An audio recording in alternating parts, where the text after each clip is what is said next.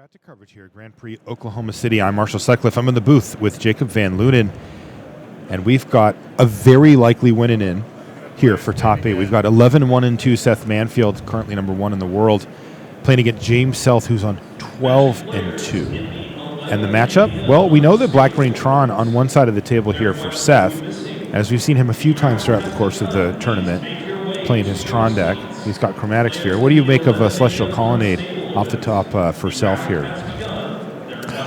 So Seth Manfield, probably not unhappy to see a blue-white deck on the other side of the table. The blue-white decks do, I'm not sure exactly what version James is playing. Well, what would you think if you saw Celestial Colonnade in Serum Visions? My first assumption would be that he was a Jeskai tempo deck, a deck with Spell Quellers, maybe Geist of Saint Traft, definitely Snapcaster Mages. And the slew of instants, the bolts, the paths, the helixes. Maybe even Cryptic Command? Yeah, definitely like 3 to 4 Cryptic Command. Or I guess 2 to 4, yeah. Love that deck.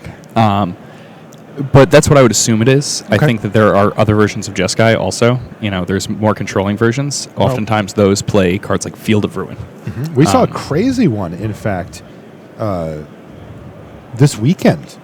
And I think he's still actually running it up. We might even see him in the top 8 playing Emrakul. Yeah, I believe he is in top 8 now. Yeah. That's pretty cool. It's really exciting. Yeah, it is. Now, this is a, very, very good start for Seth Manfield, and not good news for James Self, as Seth uses a star to go grab to cast Sylvan Scrying, to go get a third Tron. Got Sanctum of Ugin instead, indicating that he may already have that Tron piece in hand. Yeah, I imagine he already has the tower ready to go. No bueno for James Self. Not at all. He's not going to be happy about that. Although it's worth noting that it's likely that James Self will have some type of counter magic for the first threat that Seth lays out there. It's just a matter of Seth being able to, just power his way through the counter magic. You just saw the Sanctum of Ugin. That's what that's all about, right? Yeah, he can, he'll chain together threat after threat, and unless the top of James' library is very specific, eventually he will run out of ways. By the way, that was Karn off the top of Ye Old Library there for Seth Manfield, and I'm really curious to see how he approaches this next turn, because he has Tron. There it is, and he's just going to run Karn out there. Just make him have something. Love it. I like that. Yeah, I think that it's good. It resolved. Well then, game over. I think he's going to plus Karn. Yeah. So it's interesting because it's tempting to minus Karn to control your opponent's mana base, but he knows that a Lightning Bolt or a Lightning Helix would finish off Karn, and he'd much rather put Karn to 10 and then start minusing, or even just keep plussing. Yeah. Now, the fact that James has exiled this Engineered Explosives here tells me that it's significantly less likely that he's a version of the deck that plays cards like Spell Queller, and that it's much more likely that he's playing a more controlling version of the deck. Okay. So a more... Oh, well. He got you. He did. Threw you a bit of a Threw me for a loop. Mm-hmm. So there's a Spell Queller just to start to attempt to apply pressure to Karn Liberated. There's a Lightning Bolt on Karn. Are we going to see Snap Bolt here? He's got the mana for it. Oh, this is not good for James. He's just throwing another Lightning Bolt, and then he's going to attack Karn down to 2. Yeah, you do what you got to do, but he just cast Spell Queller for no value, plus 2 bolts just evaporated. Yeah, and now Seth can just take it up again. Right. This is get another card. This just simply cannot be a winning game plan for James Self. I'm not suggesting that he had an alternative, but Karn is really doing his thing here. Yeah, Karn has already soaked up, 2 points of attacking power and 4 cards from James already. It's disgusting. Also, Seth Manfield has 6 cards in hand. Just can do whatever he wants. Yeah, I mean, when one of your cards is already like a 5-for-1. But he's played one non-land card before that, essentially. He's played Sylvan Scrying and Chromatic Star, but all those replace themselves. Also, I miscounted. He had 7. The full grip. Oh, man. Uh-oh, chat's getting up in arms. They'd like to see Karn make a graceful exit from the format. Karn is the card they're picking? Oh, yeah. The sabers are rattling in the chat. I'll tell you that right now. Pitchforks are coming out. This is not the worst turn for Seth Manfield. He gets to cast Wormcoil Engine, too. In Wormcoil Engine, the Jeskai deck does have Path Exile, which matches up very nicely against Wormcoil Engine. Unfortunately for the Jeskai deck, there's a Karn Liberated on the battlefield that's just Indeed taking the game over all by itself. Man, Seth Manfield has been so rewarded, by the way, for fearlessly just running out the Karn Liberated on turn 3, even in the face of, 3 untapped lands from James Self. He just determined, look, I'm going to have to fight through these things one way or the other, and just runs it out. There's a Lightning Helix to finally put Karn down to 1, but he's still alive? Loyal indeed. And now he gets to plus Karn yet again. And that is going to prompt a Snapcaster Mage to hit the battlefield. And somehow James still does not have an attack force capable of killing Karn, even if the Wormcoil weren't there. He's a liberated Golem. Look at that. He's still at 5 loyalty. Yeah, this is not. This is not a real game at this point. A lot of the time when they play Karn, the best thing you can do is just ignore it if you can't get it off the table that turn. Because, the amount of loyalty it's gaining each turn, with it gaining 4 loyalty, at this point, like Seth had the Wormcoil follow-up, so it ended up not making that big of a difference, but I think we're going to see the draw and scoop here from James Self. He has been completely dominated this game by Karn, and now Karn has friends. Well, he ripped the Path to Exile, giving him, I don't know. Yeah, nothing. He does get to take Karn down to 1. Maybe it's just a personal vendetta, James against Karn at this point. He's like, I'm going to kill Karn, and then I will scoop this game up. But you know what? I don't think he's going to get to kill Karn. I don't think so either. It's crazy. Tough. You spend 1 mana, you deal with their, 6 mana bomb threat, and you're just super far behind. You can't possibly win. Yeah. It is kind of crazy. Meanwhile, this Wormcoil Engine continues to chip away. The good news for James, no more cards in hand, so Karn can't exile them anymore. Take that, Karn. Yeah. Now Karn just gains Seth 4 life every turn. Right. Expedition map, cast it, activate it. That's a Ghost Quarter. Yeah. Which will give Seth the ability to interact with that Celestial Colonnade if need be at some point. I don't think he's going to need to do that. No. Yeah, I think this one is... I feel like this one's been over since turn 3. We're just seen getting it deck before. lists.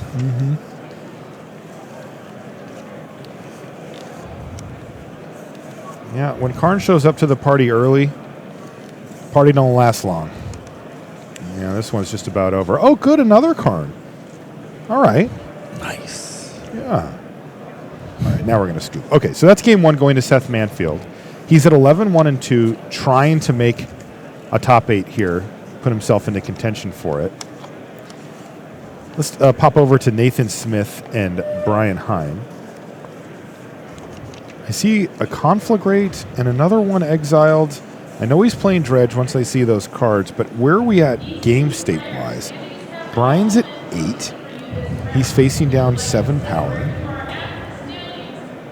But he's playing Storm. Is he in the middle of going off? It looks like he's given. In the middle of going off. Maybe it's during it's on Nathan's end step? Yeah, that might be right. And if it is, then it seems likely that Brian's going to win on this turn. Storm is a very bad matchup for Dredge. Explain. So Storm is just much faster than Dredge. And, in post-boarded games, Dredge gets to bring in cards like Collective Brutality and sometimes Thoughtseize. But it can be extremely difficult to just race them because the Storm deck against a deck like Dredge is going to be incentivized to just go for it as fast as possible. So I think just on average, they're killing on turn like 3.2 or something, whereas Dredge, when it's playing against somebody who, is not interacting with them at all. It's killing somebody in the more like 4.5 range. Let me see. Significantly slower. So Nathan went ahead and separated out his piles there for the gifts ungiven. And let's see if we were right that this is Nathan's end step or where exactly we're at here.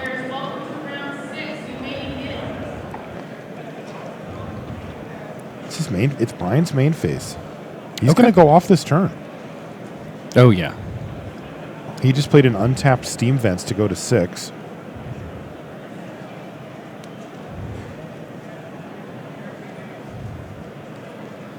Yeah, it's a Pyretic Ritual. It's going to be 3 mana in pool.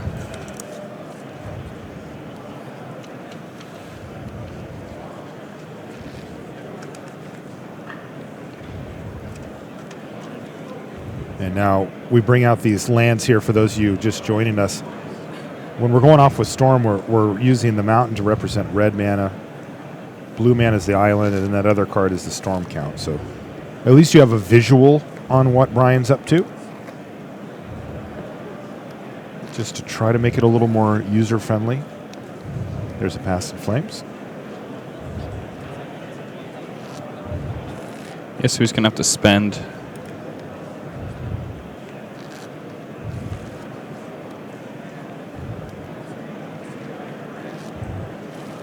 So and then he goes, he gets up to 5 mana, then starts Metamorphosing, he goes to 6 mana. He can Gifts again if he wants to. He has the Past in Flames going, so at this point, this is very, very over. So game 1's going to go to Brian Heine at some point here. Yes. Post-board, it does improve for Dredge. Okay. Because how much of that can he really shore up?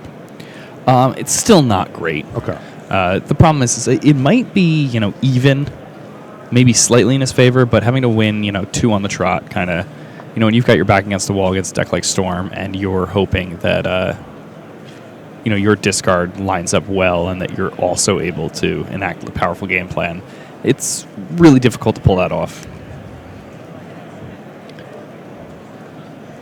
Nathan Smith may end up bringing in Leyline of the Void to cut off the Past in Flames part of the combo, but I don't know if it's worth it to do that. It seems like it could negatively affect his own combo capability too much.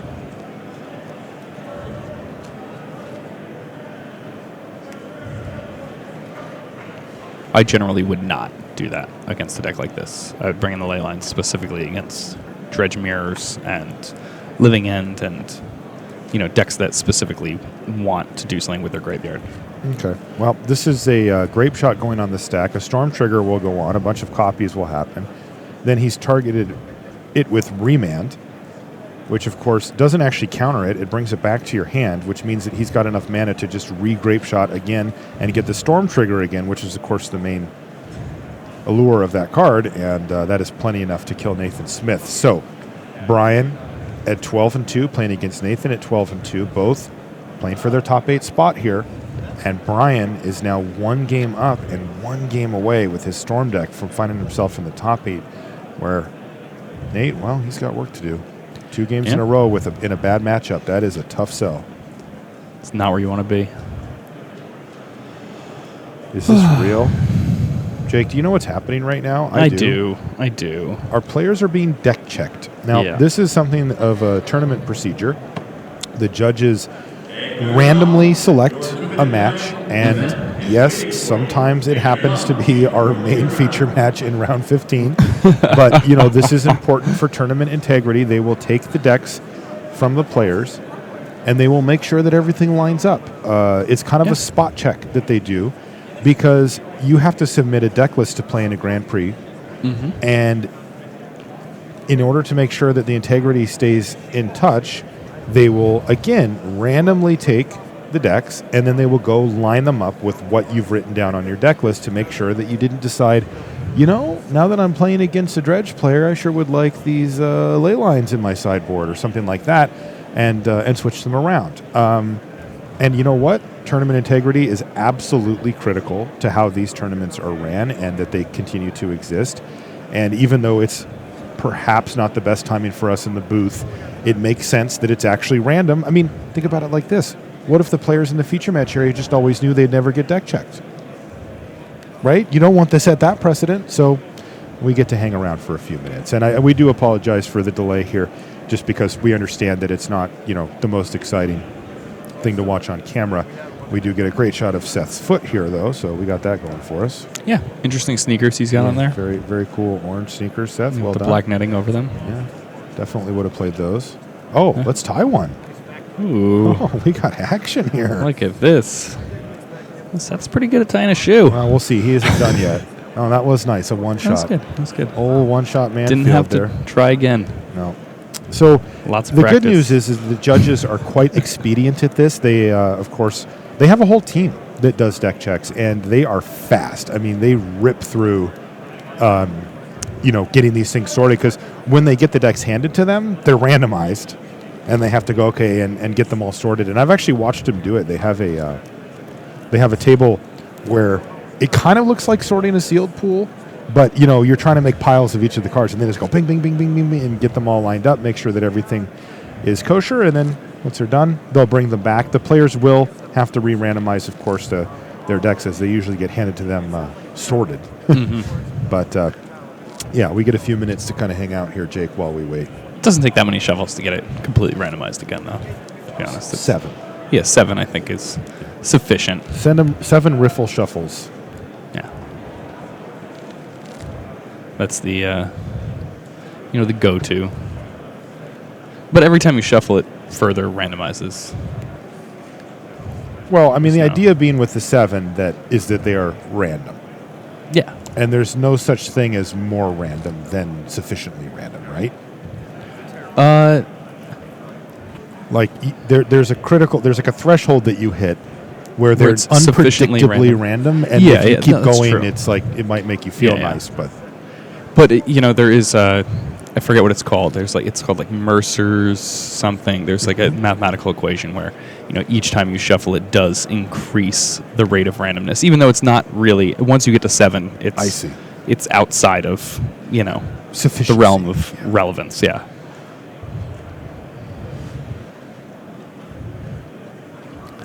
But what is Rich? Rich has his trade binder down there. He's looking for tokens. Yeah.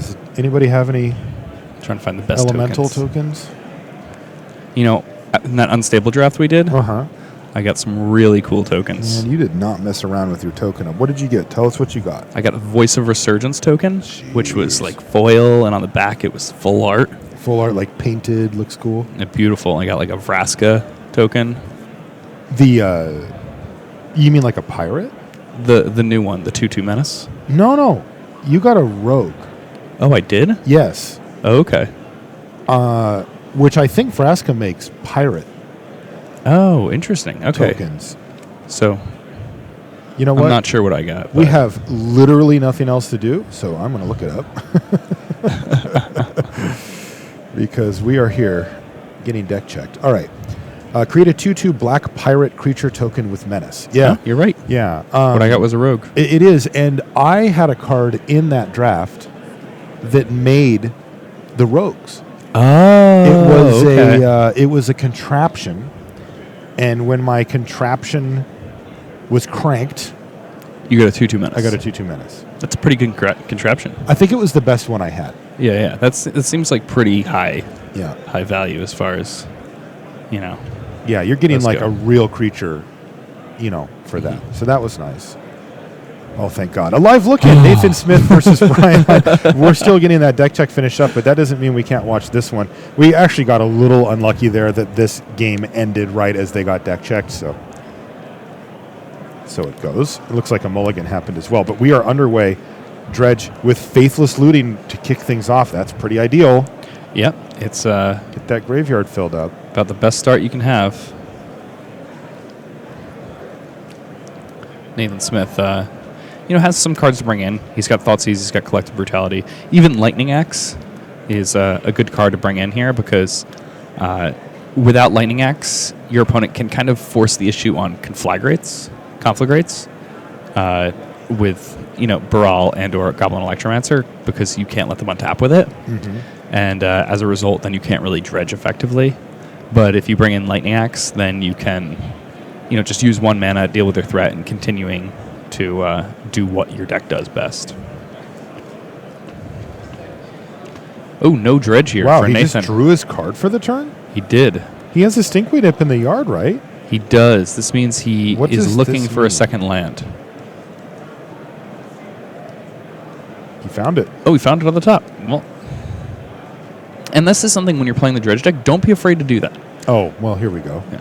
Oh, He's got Cathartic Reunion as well. Stuff's going crazy now. Yeah, this is where things get completely out of hand. So Impetus first is dredge. only dredger. He needs to find another dredger. Yeah, 4, 1 more. Oh, he missed. He missed. I mean, he brought in. Looks like he brought an Axe, Leyline, Thoughtseize, and Collective Brutality. And when you bring in that many cards, Something's got to give. yeah. You might miss some dredgers. Now, he does have 2 prized amalgams now in the graveyard, though, Jake. So if he can make that, if he can get those going. There's a Narcomoeba down there. But he just needs to get those. I believe he doesn't have a land, though, to return that Bloodghast, which could get those prized amalgams going.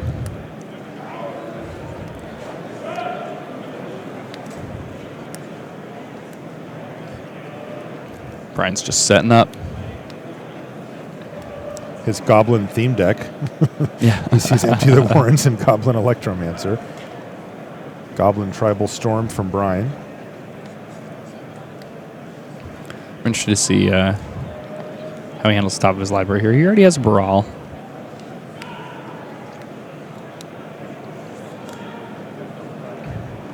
Then I didn't actually make out what it was that he... No dredgers in the yard. A land for Nathan would be quite nice, though. That would get him back a Bloodghast plus a pair of prized amalgams and put a real clock on Brian.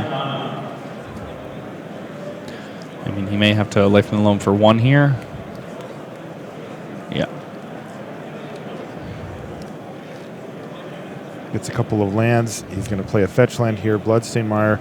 That's going to trigger Bloodghast, and he's got a clock. Yes. So Nathan Smith is now in business, and now Brian is going to be able to pretty cleanly map out how many turns he's going to have before he's forced to attempt to go off here. So now Nathan also is able to leave open Lightning Axe here.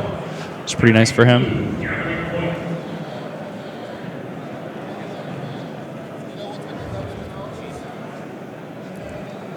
Oh, Thoughtseize is even better.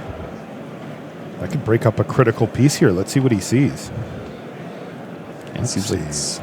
Some lands. There's a Manamorphose, a Pyretic Ritual, a Grape Shot, and a Baral. I would take Manamorphose. It looks like Nathan is too. Did you see how he put that to the front? Yeah, and maybe he's played Storm before, but if I'm looking at Brian's hand, especially considering that Nathan has the Lightning Axe in hand, I think that Manamorphose, the slam dunk, Thoughtseize target here. And can you explain why?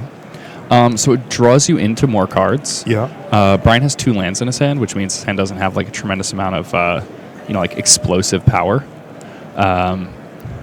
The Manamorphose itself is just, it is a ritual, making it have a higher priority than the other ritual, and it's also a cantrip. And the Baral you already have an answer for, so it does the most things out of all the cards. It's like taking a Pyretic Ritual and a Serum Visions at the same time in a lot of ways. Okay. That makes sense.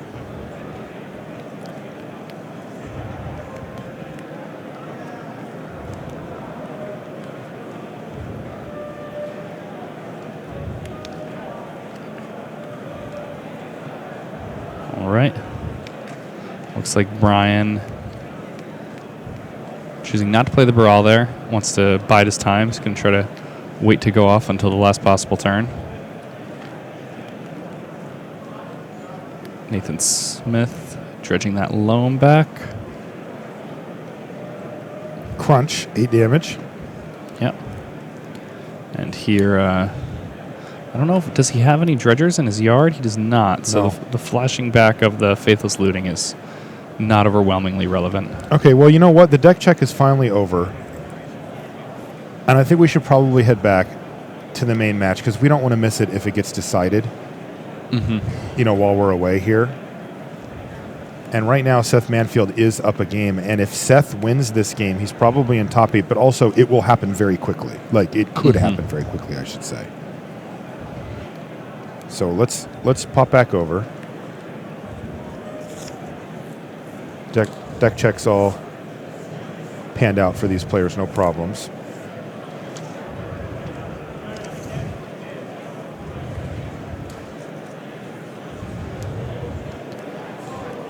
And again, one of the biggest factors for who's going to win with or against control deck is mana capabilities.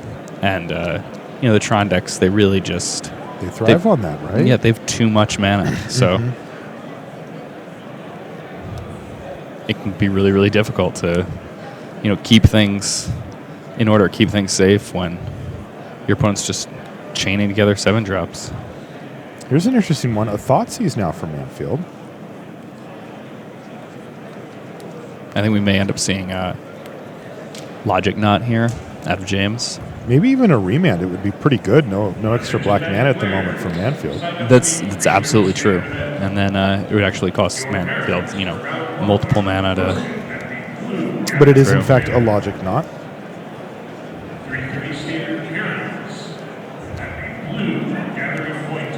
Seth choosing not to play a land prior. Would not have been able to pay in either scenario, though he would have forced James to exile 1 extra card. But looks like he has other things earmarked for that mana, and it's just another star. It's actually pretty unusual for the Jeskai decks to be playing more than maybe like 1 or so remands these days. Remand has become more of a combo type of card. We did see it in game 1 of our Storm match that we were just in on. Yeah, it's also quite good in the Through the Breach combos. I think in those decks it's at its very best. It's also quite good in the Kiki Jiki combo decks.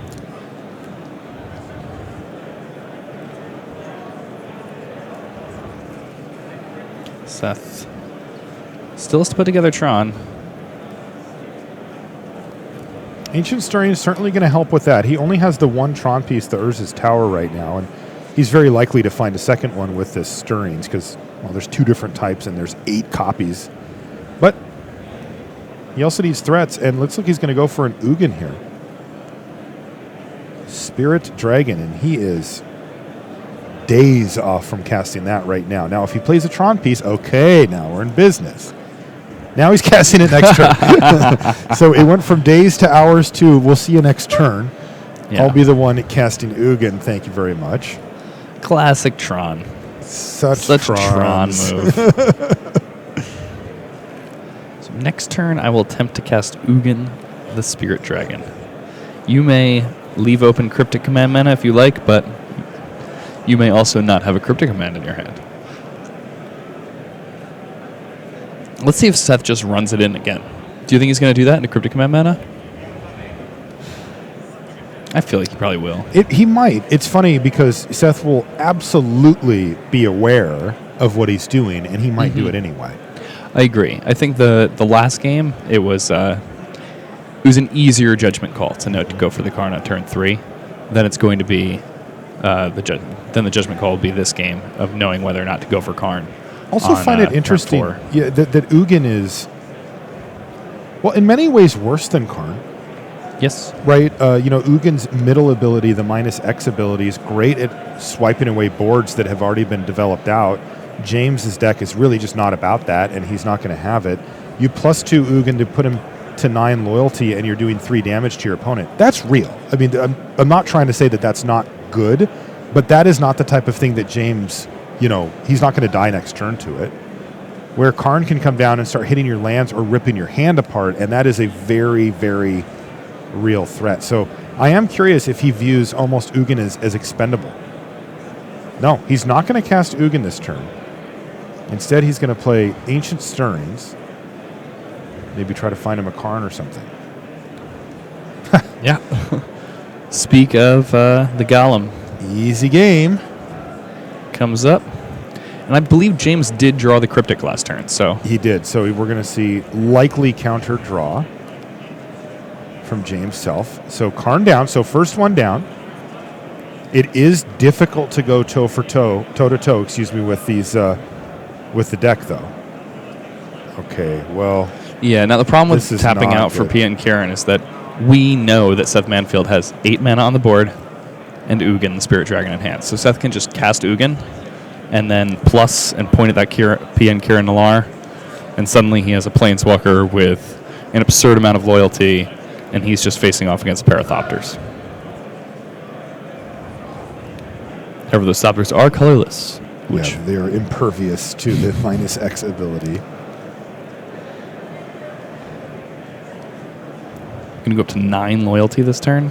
That's a lot of loyalty to try to fight through. He's going to play Chromatic Sphere, make some mana. He's got another Tron. He has another tower even. Oh, yeah. Wow. So he's got 10 mana available here. Yeah, so making 7 there. Has 1 left over. That star. Yep, and there's Ugin. And like you said, Ugin's going to go up to 9 loyalty, 7 plus 2, and attempt to kill Pia and Kieran Nalar. Is he going to path it? It looks like he is. Okay, he wants lands. I like that. I mean, I think that that's another thing in Modern that people don't do often enough is path their own creatures. I feel like, I path my own Snapcaster Mage a surprising amount of the time when, I have 3 mana open and, I have a Cryptic in hand or something, and I have a Snapcaster in my hand, and there's a path in my graveyard. It would lead me to think, if I was Seth, that James has an additional copy of Path to Exile in his hand as well. Just because that's a fine use for a redundant one when there's no copies in sight. But you don't necessarily want to just leave yourself in a spot where Seth's last threat is a Wormcoil Engine and you don't have an answer for it, just for a land. Because I don't know, what is James's plan here? Can he actually use that land? What's his big top end play? It just allows him to cast maybe 2 spells in a turn, which could matter. Yeah, and it looks like he does have, now he has Cryptic plus Helix. He does. Available to him.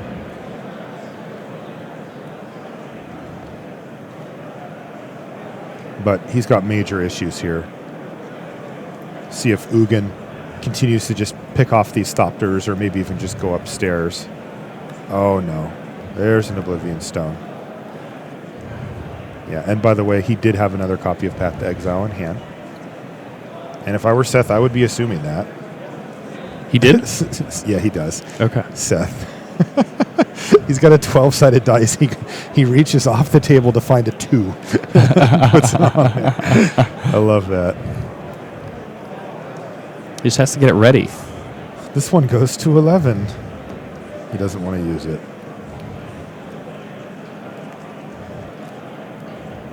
Cryptic command for James says, return Ugin the Spirit Dragon to your hand, and I'm going to draw a card. And what I want to draw is a Snapcaster Mage or another Cryptic. Yes. Those 2 cards very specifically. Right. And that way, if he can do it, he can keep Ugin from coming back down on the battlefield, and then maybe, just maybe, Seth is flooding or doesn't have any more threats, that's never the case. But, you never know. It doesn't happen. It never runs out. No.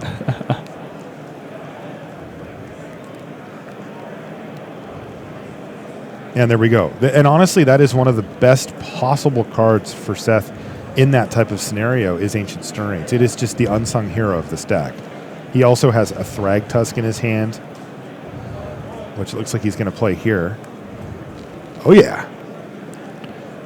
Thrag Tusk. Cow. Mama Cow. Yeah, back up to 23 here, and a nice threat. Yeah, it's really good. Threat. And it's odd that you'd like a card like this so much against a deck like Jeskai, where they have so many Bolt or Helix effects, and it has 3 toughness. I like this from Seth. Just tons of value. Look what he's doing. He's going to play a Walking Ballista for 3, and he's running these cards out with much better cards in his hand still. He has a Karn and an Ugin in his hand, but he's saying, look, can you beat these? Because you must answer these. Seth is going to shoot down the Thopter. And he's actually, interestingly here, Jake, he's going to use another counter to hit James for 1, but then he's going to let his Walking Ballista get Path to Exile. Oh, yeah. I mean, I think that land. I'd much rather have 1 land than 1 damage to my opponent. Definitely. Yeah. But, it's so customary to just say, yeah, whatever, do 2 to you, do 3, sack it. Yeah. But here in Modern, get that land.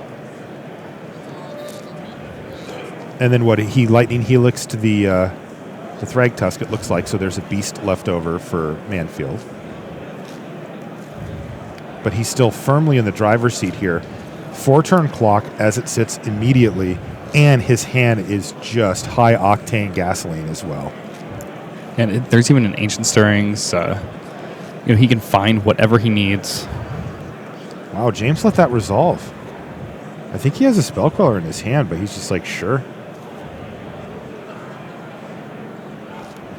Looks like he may have bricked here. He did. Obviously not the full brick. That's effectively impossible, but Yeah, I mean, this is the he worst can just case use scenario. that for Sanctum of Ugin, right? Yeah. And then he can cast Ugin. Nice and then, brick. Yeah, it's basically an Ugin. It's basically an Ugin that guarantees him an Ulamog for the following turn. Right. Which is the worst card he could have found with his Ancient Stirrings. that was his downside for sure. Yeah. Another card that Seth may be interested in getting is a World Breaker at some point here. So many great options for this Tron deck, and assuming that tiebreakers and the math holds up, I think we're going to be seeing Seth Manfield in the top 8, showing everybody why he's got that number 1 next to his name.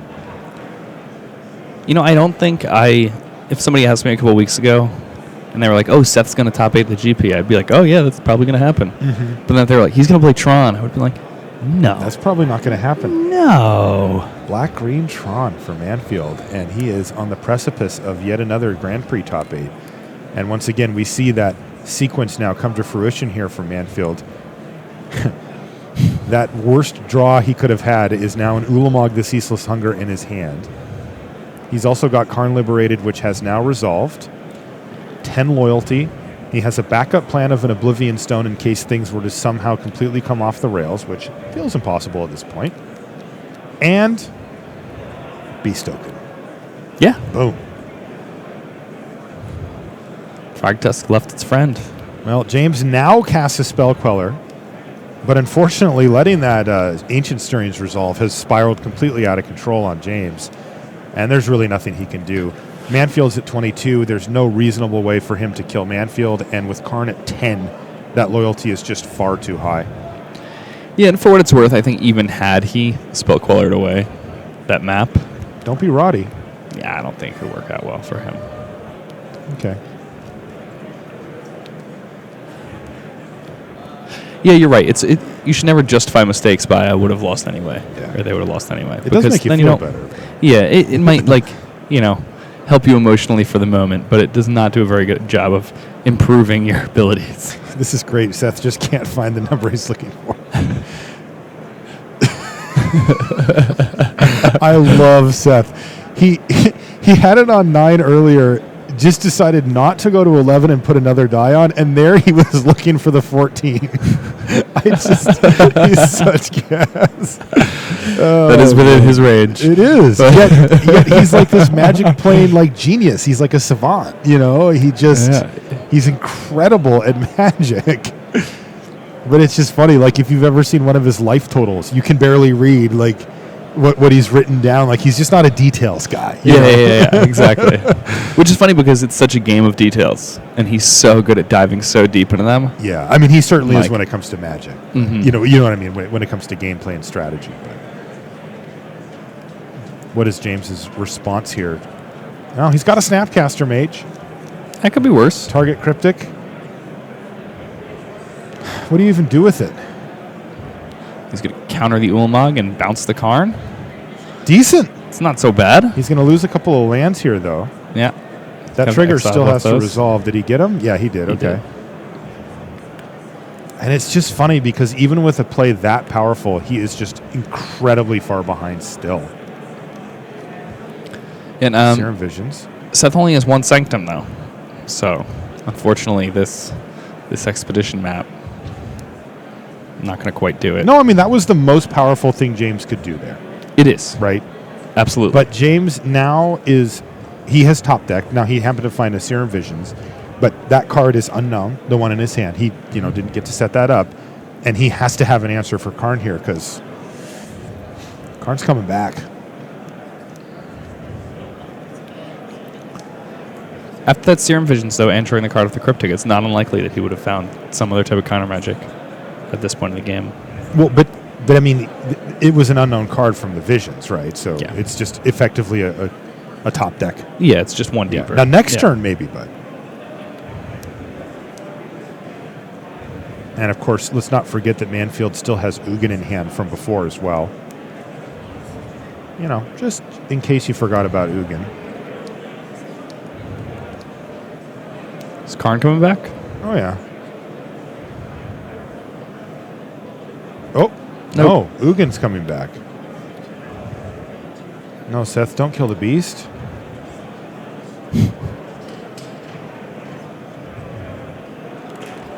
Karn. Karn resolves. Oh! Wait.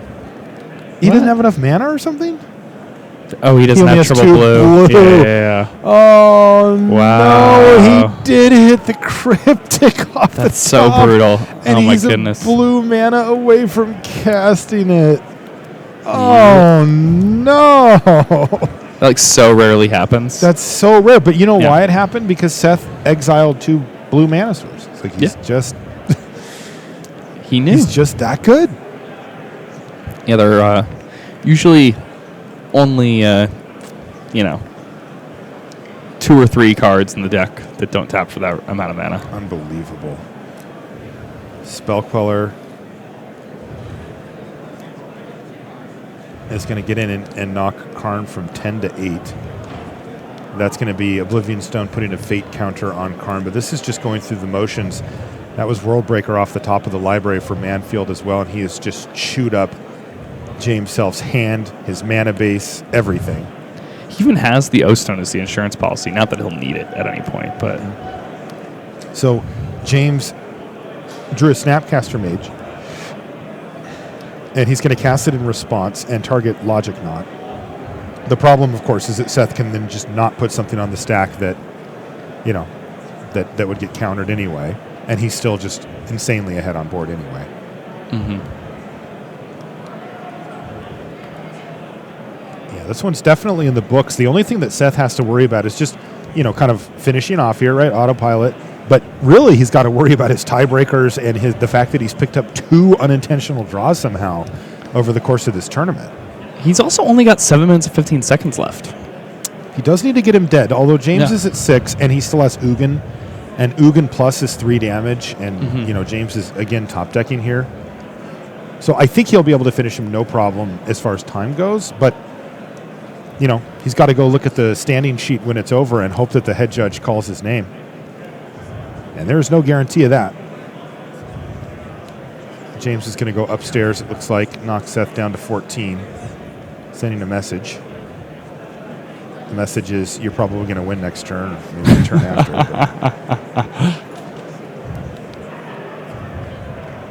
He's just grinding his way through at this point. I feel like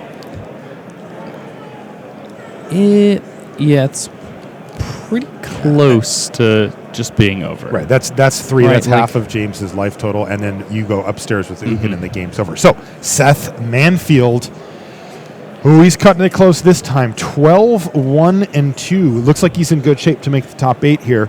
Yeah, of course, we'll be paying attention to the announcement as it happens, but good stuff from the current number 1 in the world, playing Tron of all things. Let's pop back in. Oh, yeah, it looks like Nathan did win that game, so we're in game 3 here. Storm versus Dredge. It's Nathan Smith versus Brian Heine, and it looks like Brian has gone off with Empty the Warrens, and he's got 6 goblins left over after this attack. Nathan's going to be down to 13, and can Dredge deal with 6 1/1s? Yeah, I mean, you have Configurate. Okay. You have... You can block with prized amalgams or whatever. Mm-hmm. Those do come into play tap, though, so I he's know. not going to be Yeah, able to do that this turn. But he can still block with them. Yeah. You know, get 2 or 3 of them out, and goblins don't look as hot.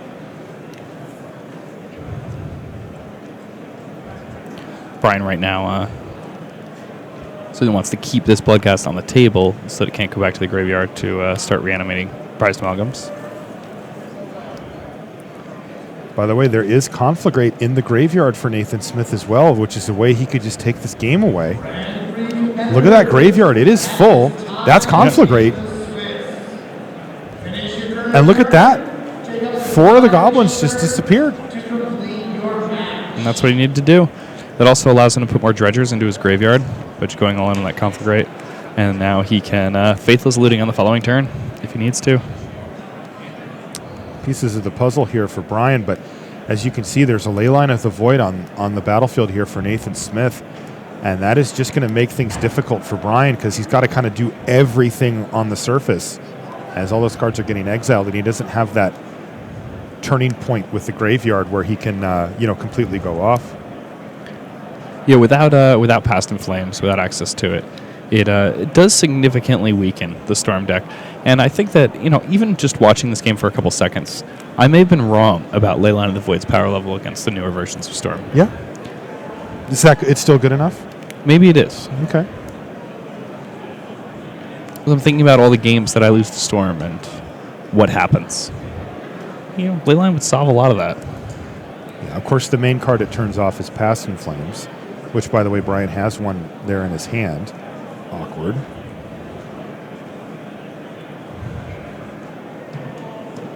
Somehow we're in a creature race. Yeah. 2 goblins versus a Bloodghast.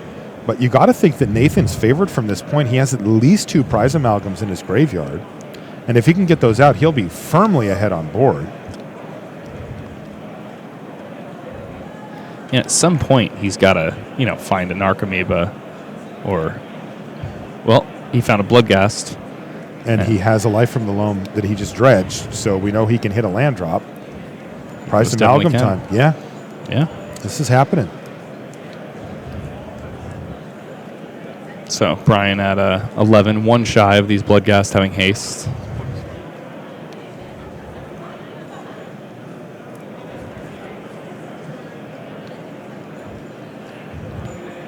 These players are playing for top 8, by the way. Nathan Smith. Oh, Brian is at 10. Okay. Brian's at 10.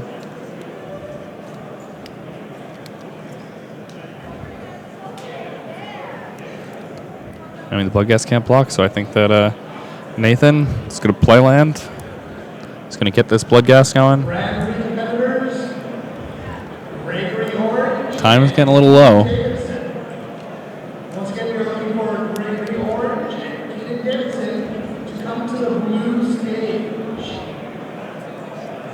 All right. Yep. Brian down to 6 now. Bloodghast hasty, and it was actually a 3rd prized amalgam in the yard, and Brian is going to be on chump block duty and then die if things don't turn around. And an island off the top is not what he wanted to see. He's going to have to settle for another pieces of the puzzle. What can he even find? I don't know. I mean, on this turn specifically? Yeah. I mean, he could ritual he's dead on into board. Anger of the Gods. He's dead on board, right? He is dead on board. Right? Even with the 2 chump blockers, he's still taking 8. Plenty enough. Yeah, 8 damage. Or 7. Even more than 6. Yeah. He's passed the turn back. I think Nathan Smith is about to win this with Dredge. Tough matchup, but I think he's about to get there. I'm sure Nathan's really, really excited about having won this matchup, especially he's playing for top 8. I mean, you're going to be excited to win this match no matter what, but this is not one of those matchups that you like to see when you're playing the Dredge deck. You want to be playing against creature decks. You want to be playing against control decks with a lot of 1-for-1 removal. Those are the angles that you punish from.